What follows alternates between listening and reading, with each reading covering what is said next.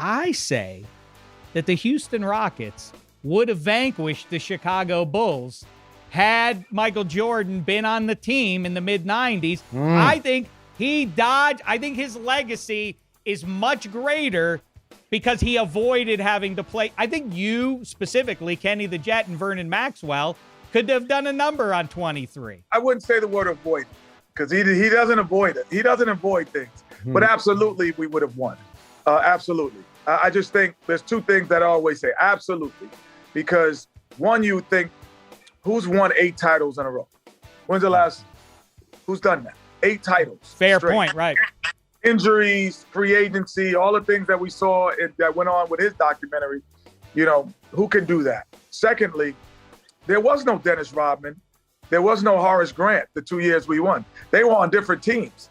They were much too little for us to, with Akeem Olajuwon, way too little. I do think absolutely we would have beat them those 2 years. But if they had gotten Rodman before then, I'm not going to lie. I'm like, no, that would have been different. Really? But without a Rodman, no way they would have been able to handle Akeem Olajuwon inside. Could you have specifically, did you pick something up in your year practicing against Jordan that would have allowed you some advantage, you and Vernon Maxwell? Is there something like, oh, I know what 23 wants to do in this spot with the floor? I remember it from Chapel Hill. I would have known not to speak to him or look him in his eye.